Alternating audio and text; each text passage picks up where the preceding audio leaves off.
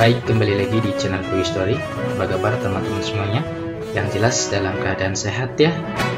Mari kita simak informasi sebagai berikut. Jreng, simulasi penghapusan tenaga honorer PNS dimulai.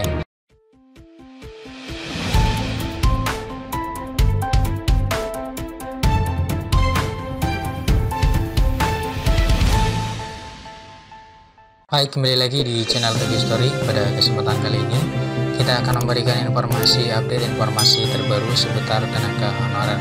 Informasi ini kami kutip dari laman website CNBC Indonesia. Informasinya yaitu Jreng, simulasi penghapusan tenaga honorer PNS dimulai. Simak informasinya baik-baik. Jakarta, CNBC Indonesia. Kementerian Pendayagunaan Aparatur Negara dan Reformasi Birokrasi Kemenpan.RB mengungkapkan saat ini pihaknya sudah mulai melakukan simulasi penghapusan pegawai non-ASN alias pegawai honorer. Sebelumnya, Kemenpan.RB juga pernah mengungkapkan bahwa keputusan pegawai honorer harus diumumkan sebelum tanggal 28 November 2023. Deputi SDM Aparatur Kemenpan.RB Alex Denny menjelaskan manajemen ASN saat ini mengacu pada Undang-Undang Nomor 5 Tahun 2014, di mana hanya akan ada status pegawai negeri sipil atau PNS dan pegawai pemerintah dengan perjanjian kerja P3K yang bisa mengisi jabatan pemerintahan dan melaksanakan tugas pemerintahan.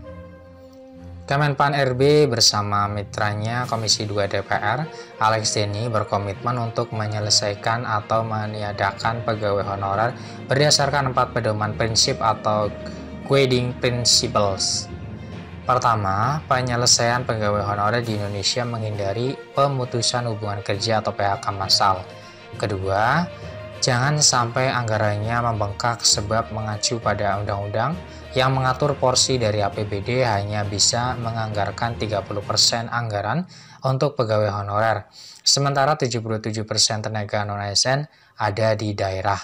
Prinsip selanjutnya dalam menghapus pegawai honorer di Indonesia, yakni tidak mengurangi pendapatan yang diterima oleh honorer atau pegawai non-ASN saat ini tidak berkurang. Jadi ada pagar-pagar atau batasan yang cukup ketat untuk kita coba jadikan rujukan, dan kemudian ada regulasi yang harus dihormati bersama. Tutur Alex saat melakukan rapat kerja dengan Komisi 10 DPR Rabu 24 Mei 2023. Nah, ini sudah mengerucut alternatif penyelesaiannya. Insya Allah dalam waktu dekat kami bisa tuntaskan. Saat ini sedang melakukan simulasi, kata Alex lagi. Alex mengungkapkan saat ini jumlah tenaga honorer ASN di Indonesia mencapai 2.355.092 pegawai. Naik drastis sebelumnya dibandingkan jumlah non-ASN pada 2005 yang saat itu hanya mencapai 60.000 pegawai.